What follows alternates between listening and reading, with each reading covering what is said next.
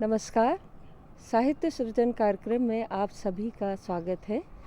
आज हमारे बीच बातचीत करने के लिए उपस्थित हैं हिंदी की सुप्रख्यात लेखिका मृदुला गर्ग। मृदुला जी, आपका स्वागत है। नमस्कार, आप धन्यवाद।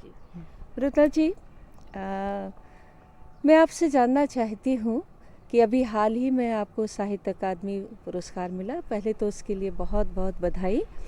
और ना सिर्फ हिंदी में बल्कि भारतीय भाषाओं में, विदेशों में आप बहुत ज़्यादा पढ़ी जाती हैं और सराही जाती हैं, तो हम सबको इस बात का बहुत गर्व है। आप कैसा महसूस कर रही हैं मिलजुल मन को साहित्य अकादमी पुरस्कार मिला है? अब तो काफ़ी समय हो गया 1 साल हो गया उसको मिले हुए, मगर मुझे इस बात की खुशी थी कि इस उपन्यास को मिला है। हालांकि ज़्यादातर लोग कहते हैं कि आपके पहले उपन्यास कठगुलाब को मिलना चाहिए था। ये उस समय उन्होंने नहीं कहा जब कठगुलाब छपा था, मगर खैर वो कठगुलाब कई जगह पढ़ाया जा रहा है। 10-1 साल बाद ना किताब पहचानी जाती है। मगर मुझे मिलजुल मन अपना उपन्यास स्वयं पसंद है, क्योंकि उसकी शिल्प शैली बिल्कुल अलग है, भाषा अलग है, कथा वस्तु अलग है। उसमें जीवनी और उपन्यास का मिश्रण है कहना चाहिए। जीवनी पर आधारित उपन्यास नहीं है, मगर उसके जो किरदार हैं वो मेरे जाने हुए हैं। तो ऐसा उपन्यास लिखना थोड़ा मुश्किल भी होता है, क्योंकि अपनों से दूर खड़े होकर उनको देखना पड़ता है, जो बहुत अपने नज़दीकी लोग हैं। तो मुझे खुशी इस बात की है कि उपन्यास को कोई जीवनी की तरह नहीं पढ़ रहा। हालांकि उसमें जाना पहचाना किरदार है, और वो पढ़ फिक्शन की तरह ही रहे हैं। तो ये मैं मानती हूँ कि शायद उपन्यास की सफलता है, इसलिए मुझे खुशी है कि उसे साहित्य अकादमी पुरस्कार मिला। इतने कहानी संग्रह, इतने चर्चित कहानी संग्रह, इतने उपन्यास, कठगुलाब हो चाहे अनित्य हो या मिलजुल मन हो, और इतने तमाम पुरस्कार जिनमें व्यास सम्मान आपको मिला, इसका साहित्य अकादमी की तो जिक्र किया ही है, और तो विदेश के भी सम्मान आपको मिले हैं। और जब मैंने पढ़ना शुरू किया था तो मतलब एक ऐसा आकर्षण रहता था आपकी कहानियों को लेकर, आपके उपन्यास को लेकर। तो लगातार इतने दशक निरंतर लिखते रहना, इसके पीछे कौन सी प्रेरणा है, कौन सी ताकत है आपके पास? मुझे तो लगता है कि एक बार लिखना शुरू कर दो तो नशे की तरह हो जाता है, आप उसके बिना जी नहीं सकते। अगर सोचा जाए तो मैं क्यों लिखती हूँ, इसका कोई जवाब नहीं है, कोई माकूल जवाब नहीं है। मगर ऐसा है कि मैं लिखे बिना रह नहीं सकती। वो ऐसा ही है जैसे और चीज़ें करता है आदमी, खाना खाता है, प्रकृति के पास जाता है, आनंद लेता है। लिखे बगैर ऐसा लगता है कि अधूरा है जीवन। और शायद उसके पीछे कारण ये है कि मैं जो भी मेरे आसपास है, समाज है, परिवेश है, व्यवस्था है, आपसी रिश्ते हैं, वो मुझे संतुष्ट नहीं करते। मुझे लगता है कहीं कोई गड़बड़ है और हमें एक दूसरी तरह की दुनिया चाहिए, एक दूसरा संसार चाहिए। अब संसार तो दूसरा चाहिए, मगर समाज को एकदम से हम बाहर जाके बदल तो नहीं सकते, बहुत धीमे धीमे बदलता है वो। मैं लिखती हूँ तो मैं उस समांतर संसार की रचना कर रही होती हूँ, और कहीं शायद मन में खुशफहमी कह लीजिए, गलतफहमी कह लीजिए, कुछ भी कह लीजिए, मन में ख्याल रहता है कि इसे पढ़ेंगे तो कम से कम लोग सोचेंगे, और सोचेंगे तो शायद उनके मन में अपनी और दूसरों की छवि बदले, और हर सामाजिक बदलाव वहीं से शुरू होता है। तो बहुत निराशा भी होती है कि हमारे लिखे से कुछ फ़र्क तो पड़ा नहीं, ऐसा भी लगता है, बहुत बार ऐसा लगता है। मगर कहीं उम्मीद रहती है कि ये लिखकर सिर्फ मैं अपनी भावनाओं को बयान नहीं कर रही, सिर्फ अपने एहसास को शब्द नहीं दे रही, दूसरे के भावबोध को व्यापक कर रही हूँ। अब शायद हर लेखक ये महसूस करता है। नहीं, लेकिन एक पाठक समाज है, जो बहुत बड़ा पाठक समाज है, जो आपकी रचनाओं के साथ एकदम जुड़ जाता है, उसको लगता है मेरे मन की बात कह दी है। तो वो पाठक समाज तो आपके साथ बहुत बड़ा है और आपके साथ चलता है। उसी की वजह से मैं लिखती जा रही हूँ निरंतर, क्योंकि जब भी ऐसे क्षण आते हैं जिसमें लगता है कि नहीं लिख पाएंगे, बहुत सारे ऐसे क्षण आते हैं जीवन में, बहुत हादसे होते हैं, जब लगता है अब नहीं लिख पाएंगे, तभी अगर कोई मिल जाता है, कहता है इतने साल पहले हमने धर्मयुग में आपकी हरी बिंदी पढ़ी थी, तो लगता है भाई इतना बेकार भी नहीं है।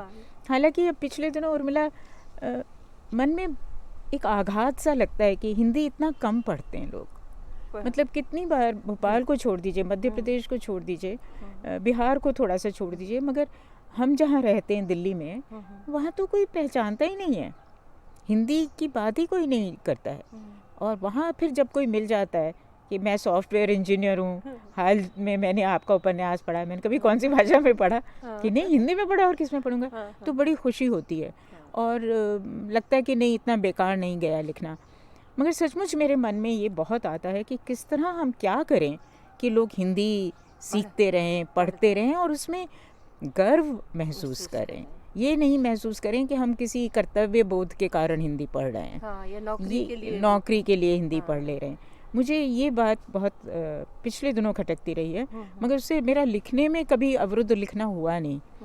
बल्कि हाल की मैं बात बतला रही हूँ कि पिछले दिनों ऐसी तकलीफ़ हो गई थी आँख में, तो मैं लिख नहीं पा रही थी, देख नहीं पा रही थी। तो उस समय मैंने कहा अब कैसे जिएंगे हम, हैं?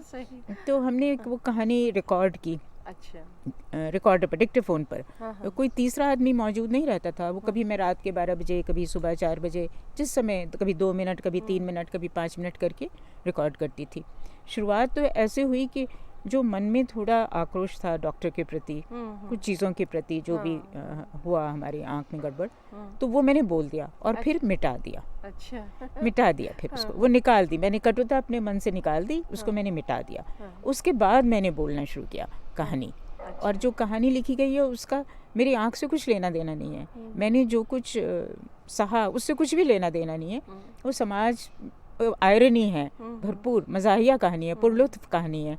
और जो भी हो रहा है हमारे आज जो हो रहा है, जिस तरह से टीवी चैनल्स पर प्रोग्राम आते हैं, जिस तरह से झूठ का सच और सच का झूठ बनाया जाता है, और उसका अंत फिर इसी तरह होता है कि शायद सब कुछ बदल जाए या शायद कुछ भी ना बदले।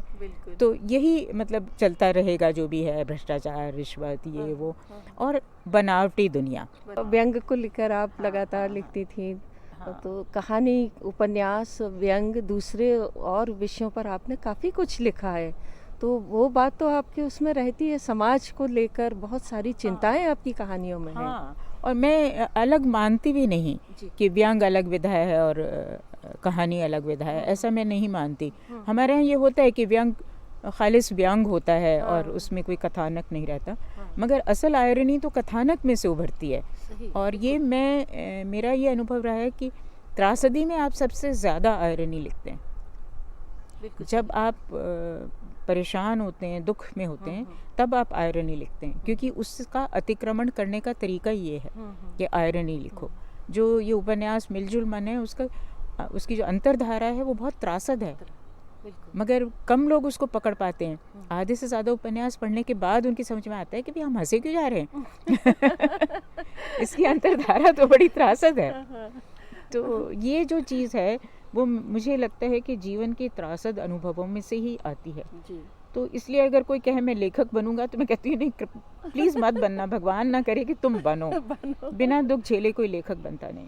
सच बात है, ये है। मुझे याद है कि एक बार एक प्रोग्राम के दौरान आपका एक आलेख आपने पढ़ा था, और सबसे पहले मुझे याद आ रहा है कि सबसे पहले आपने ही कहा था कि भावबोध और उसके स्तर पर स्त्री और पुरुष लेखन में कोई अंतर नहीं होता, रचनाकार ही। और मैं बहुत समय वो शब्द इस्तेमाल करती रहती हूँ और उस चीज़ से मैंने भी बहुत प्रेरणा ली है।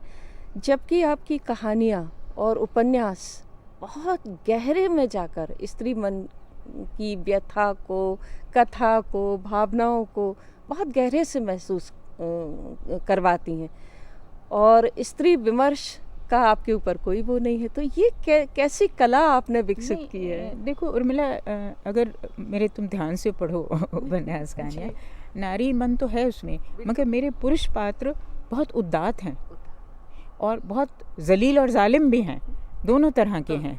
मगर उदात्त हैं, थोड़े से बेवकूफ़ भी हैं, मतलब बेवकूफ़ किस्म के पात्र भी हैं। मतलब है कि स्त्री विमर्श कार होने का आपके ऊपर वो नहीं लगा स्त्री है। विमर्शकार होती सिर्फ मतलब विमर्श में ज़रूर करती हूँ मगर स्त्री के नाते नहीं। अगर वो करती तो मैं ऐसे पुरुष पात्रों की संरचना नहीं कर पाती। ये मैं जन्म से स्त्री हूँ, कर्म से लेखक हूँ और आपस में इनका कोई ताल्लुक नहीं है, क्योंकि आखिर लेखन तो परकाया प्रवेश होता है ना। तो आप पुरुष भी बन सकते हैं। अगर जैनेंद्र स्त्री बन सकते थे सुनीता में, तो मैं पुरुष भी बन सकती हूँ। मगर ये ज़रूर है, ये मैं बिल्कुल मानती हूँ कि पुरुष को मैं अपनी निगाह से देखूंगी, किसी दूसरे की निगाह से नहीं देखूंगी। जिस हद तक हो सकता है मैं परकाया प्रवेश करूंगी, मगर एक पुरुष को दूसरा पुरुष समझे ये तो ज़रूरी नहीं है। मैं समझती हूँ एक पुरुष को दूसरी स्त्री ही समझ सकती है, क्योंकि प्रेम तो पुरुष से स्त्री ही करती है ना। तो जितनी बारीकी से सब रिश्तों में, बेटे से रिश्ता हो, पिता से हो, भाई से हो, दोस्त से हो, पति से हो, प्रेमी से हो, जो रिश्ता अंतरंग बनता है वो पुरुष से बनता है अधिकतर। मतलब स्त्री के बीच में भी रिश्ता बनता है मगर वो कम होता है। तो रिश्ता तो पुरुष से ही बनता है। तो पुरुष को आप अच्छे से समझते हैं, और मैं मानती हूँ कि पुरुष को भी हम समझते नहीं हैं, हम समझने की कोशिश भी नहीं करते। जब से ये नारी विमर्श या फेमिनिज्म का नारा बुलंद हुआ है, हमने क्या किया है कि समझना छोड़ दिया। ना हम पुरुष को समझना चाहते हैं, ना स्त्री की कॉम्प्लेक्सिटी को, जटिलता को समझना चाहते हैं। नुकसान हुआ है, इससे नुकसान हुआ है, क्योंकि स्त्री और पुरुष अगर दोनों एकांगी हो जाएंगे तो जीवन का मज़ा भी ख़त्म हो जाएगा और साहित्य का मज़ा भी ख़त्म हो जाएगा। आप एकांगी चित्रों का चित्रण अगर करेंगे तो आप अगर 10 औरतों का लेखन पढ़ेंगे, सब एक ही चीज़ लिख रही होंगी। मैं कहती हूँ कि एक स्त्री का लेखन दूसरी स्त्री के लेखन से बिल्कुल भिन्न होता है। तो स्त्री मन को तो जाहिर है कि मैं समझूंगी, और हो सकता है कि जब मैं स्त्री के बारे में लिखती हूँ तो जो मैं सोचती हूँ, महसूस करती हूँ, वो उस पर शायद हावी हो जाता हो। पुरुष का चित्रण करती हूँ तो वो हावी नहीं होता। मगर एक बात मैं कहूँगी कि जो उपन्यास मेरा अब आजकल सबसे अच्छा बतलाया जाता है, मालूम नहीं है कि नहीं, कटगुलाब, उसमें मैं कहीं नहीं हूँ, उसमें मैं कोई पात्र नहीं हूँ। और वो मेरे एक ही सिर्फ इसमें पात्र है जो जिससे मैं मिली थी, जो मारियान है, जो अमेरिकन पात्र है।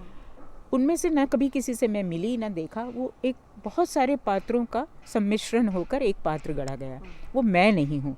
मगर जब मैंने उपन्यास पढ़ा 2-4 साल बाद, तो मुझे लगा कि हर किरदार मैं हूँ, क्योंकि इतनी मैं उससे आत्मीयता महसूस कर रही थी। तो मैं अलग अलग किरदारों में बटी हुई हूँ। असल में हर लेखक एक बटा हुआ इंसान होता है, कई हिस्सों में जीता है, और यही उसकी पीड़ा भी होती है। और उस पीड़ा का निदान करने के लिए ही वो लिखता है कि कहीं तो वो बटा हुआ न रहे और एक हो जाए। बस उतनी देर ही बेबटा रहता है जितनी देर में वो उपन्यास मुकम्मल होता है, फिर बट जाता है। फिर बट जाता है, और ये बटे रहने की तकलीफ़ को कम करने के लिए ही बराबर लिखता रहता है। आप एक ऐसी लेखिका हैं जिन्होंने कभी भी अपने आप को दोहराया नहीं। हर विषय पर हर समय आपने, एक तो ये जो आरोप लगता था कि स्त्री लेखन एक सीमित दायरे में है, उस दायरे को आपने तोड़ा, और हमेशा रिस्क भी उठाई है अपने लेखन में। विवाद भी हुए, सारा सब कुछ जो उपन्यास आपका था, और लगातार आप बिल्कुल नए नए विषयों पर, नए नए धरातलों को छूती हुई, लिखती हुई आ रही हैं। तो ये सब एक लेखक का जो अपना नज़रिया होता है, या खोज, अनुसंधान, ये सब चलती रहती है आपकी? ये खोज है, मतलब ये खोज नहीं कहूँगी, सफ़र है, यात्रा है जीवन की। और ऐसा नहीं कि दोहराया नहीं। मैं समझती हूँ कि शायद कथानक उसके हिस्से की धूप और चितकोबरा का करीब करीब एक जैसा है, मगर उसका निर्वाह बिल्कुल अलग है, बिल्कुल ट्रीटमेंट अलग है। क्योंकि ऐसे मैं एक मज़ेदार बात बतला रही हूँ कि भोपाल गैस त्रासदी पर पहले मैंने एक कहानी लिखी, कालिदास का विद्रोही मेघ, जो सारिका में छपी, मगर वो मेरे मन से जाए ना, उस एहसास को मैं भुला ही नहीं पाती थी। और धीरे धीरे मेरे मन में उसने फंतासी का रूप ले लिया। फिर मैंने विनाशदूत नाम से एक फंतासी लिखी जो धर्मयुग में छपी, और मैंने धर्मवीर भारती से कहा कि ये मैं पहले लिख चुकी हूँ। उन्होंने कहा कोई बात नहीं, ये इसका बिल्कुल अलग रूप है।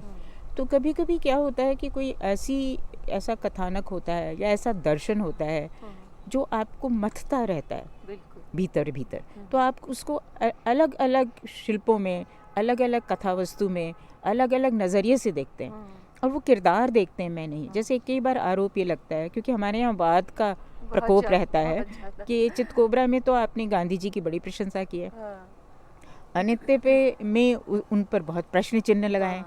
तो मैं कहती हूँ मैंने नहीं लगाए, वो मेरे किरदारों ने लगाए हैं। तो अलग अलग किरदारों को बना पाना जो एक दूसरे से भिन्न नज़रिया रखते हों, उसके लिए थोड़ी सी तटस्थता चाहिए, दूरी बनाने की ज़रूरत होती है, जो शायद धीरे धीरे मैं सीख रही हूँ। एक बहुत ही ईमानदार और समर्पित लेखिका जो केवल अपने लेखन के दम पर आज भी उतने स्वाभिमान के साथ खड़ी हुई हैं, जिन्होंने कभी किसी वाद प्रतिवाद संग इसको कभी स्वीकारा नहीं है, मुझे जहाँ तक जानकारी है। तो ये जो लेखकीय स्वाभिमान है वो सारे लेखन समाज के लिए बहुत बड़ी उपलब्धि है। तो ये लंबा जो सफ़र आपने तय किया है तब से लेकर आज तक, क्या चीज़ें आपको बदली हुई नज़र आती हैं? सबसे बड़ी बात तो यही बदली हुई नज़र आती कि वो हिंदी के पाठक नहीं रहे। अच्छा। पहले तो मतलब हम सड़क पर निकलते थे तो लोग पहचानते थे। हाँ। लोग मतलब एक ज़माना था कि हमें याद है, हमने जैनिन जी का घर का पता पूछना था तो पनवाड़ी से पूछा था। अच्छा। तो उसने बतला दिया था। अब तो किसी को पता ही नहीं हिंदी का लेखक है जी कौन। तो ये दुखदाई है। हिंदी में पठन का कम होता जाना बड़ा दुखदाई है। मुझे एक तो ये बात लगती है। दूसरा, लेखक आपस में मिलते जुलते नहीं, ईर्ष्या भाव कुछ बढ़ गया मुझे लगता है। मतलब जिस प्यार से मिलते जुलते थे, मतलब हम कहते थे अरे काश ये कहानी मैंने लिखी होती जो तुमने लिखी है ना, और पीठ थपथपाना अपने से जो नए लेखक आ रहे हैं उनकी कहानियाँ पढ़कर खुश होना, ये चीज़ थोड़ी सी कम हो गई है। और जो नए लोग आ रहे हैं वो भी थोड़ा बहुत जल्दी ख्याति चाहते हैं। एक उपन्यास लिखकर वो सोचते हैं कि बस हो गया, हम तो पहला उपन्यास लिखा तो ये तो कूड़ा है, इसको अलग डालो। दूसरा लिखोगे तो कुछ शायद ठीक लिखा जाए। अब ये प्रवृत्ति हो गई है कि अच्छा 100 पेज लिखते हैं तो कहते हैं उपन्यास हो गया। मतलब कहानी, हम तो कहते हैं भैया कहानी हुई है, बड़ी मुश्किल से ये है। तो ये एक बदलाव आया है कि बहुत जल्दी ख्याति चाहते हैं लेखक लोग, नए लेखक। और जो वरिष्ठ लेखक हैं वो कहीं नए लेखकों को उत्साहित नहीं करते, न उनको कभी बैठा के कोई सलाह देने की, शायद उन्हें लगता है कि सुनेंगे भी नहीं। आजकल सुनते भी नहीं हैं लोग कि भाई ये क्या देंगे, हम बताएंगे, हमें सब कुछ पता है। तो कहीं दूरी बढ़ गई है पीढ़ियों के बीच में। नहीं तो मैं समझती हूँ कि लेखन साहित्य में कोई पीढ़ी नहीं होती। हर लेखक हर पीढ़ी का होता है, हर पीढ़ी का होता है। जब आज मैं लिख रही हूँ तो जो 20 साल का लड़का लिख रहा है और वो मैं, दोनों एक पीढ़ी के साहित्य की नज़र में। वो चीज़ कहीं हमें, ये तो हम बहुत होते हैं इस तरह के प्रोग्राम जैसे आज हो रहा है, और बहुत होते हैं, मगर पता नहीं क्यों उस तरह से आत्मीयता नहीं आती। मुझे लगता है कि कहीं पाठक को बुलाना चाहिए, कि ये हो कि भाई 2 लेखक आएंगे तो कम से कम 20 पाठक हों उसको सुनने के लिए, उनको सुनने के लिए। तो पाठकों के पीछे पड़ना चाहिए कि भाई तुम आओ और प्रश्न करो, लेखक की कहानी की धज्जियाँ उड़ाओ। तब जाके उसको, लेखक को लगेगा भाई अभी कुछ नहीं लिखा, अभी तो बहुत कुछ लिखना बाकी है। और जब तक ये ना लगे कि अभी सफ़र बाकी है, मंजिल दूर है, तब तक अच्छा लेखन नहीं होता। बहुत वो आत्ममुग्ध तृप्त भाव का लेखन होता है जो आत्मकथा में जाकर सिमट जाता है। नहीं तो इसके लिए क्या संपादक, पत्रिकाएं हो, ये जो तमाम तरह के गुट बने हुए हैं, ये सब दोषी नहीं हैं? कुछ हद तक दोषी हैं। मतलब इतनी पत्रिकाएं इतने कार्यक्रम करती हैं, मगर आपने कभी देखा कि कॉलेजों में कोई जाके कोशिश करे कि कॉलेज के बच्चे आएँ, उनसे पूछे भाई कौन सा समय तुम्हें ठीक लगता है, उस समय हम रखें। भाई लेखक तो आ ही जाएगा, उसको ठाले बैठे कुछ काम तो है नहीं। तो भाई आप कॉलेज में जाके पूछें कि अच्छा तुम बतलाओ। अब NSD श्रुति कार्यक्रम करते थे, लेखक को बुलाते थे, बाहर से पैसा दे के भी बुलाते थे, दिल्ली से बुलाते थे। किसी कॉलेज में कहीं पता नहीं होता था कि ऐसा कोई कार्यक्रम हो रहा है। तो तुम उनके हिसाब से समय रखो, उन्हें कहो आए। अरे एक आध बार बस करनी पड़े तो वो भी कर लो। तो उसमें फिर ये पाठक लेखक के बीच में संवाद होगा और पाठक बढ़ेंगे। जिनको हम रोते रहते कि पाठक नहीं है, पाठक नहीं है, क्योंकि युवा लोगों को बुलाओ। मेरा एक साक्षात्कार उन्होंने करवाया था, एक इंजीनियर था, सॉफ्टवेयर का लड़का था, कुछ लेना देना साहित्य से नहीं था। उसने क्या ज़बरदस्त प्रश्न पूछे थे, क्योंकि उनका नज़रिया फ़र्क होगा ना। वो कॉलेज में पढ़ा हुआ साहित्य नहीं लेकर आएंगे अपने साथ। तो ऐसी चीज़ें हम लोग नहीं करते, रीडिंग नहीं कराते, रीडिंग नहीं कर पाते, बिल्कुल। एक किताबों की दुकान पर हाँ। कहीं पर रीडिंग कराएं, और प्रश्नों का जवाब देने से घबराते हम लोग। अब बिल्कुल। यहाँ पर भी आप देखिए, कोई प्रश्न तो नहीं पूछे जा रहे ना। नहीं नहीं, अपनी बात कह दी और सुन ली, बस खत्म हाँ हो हाँ, गया।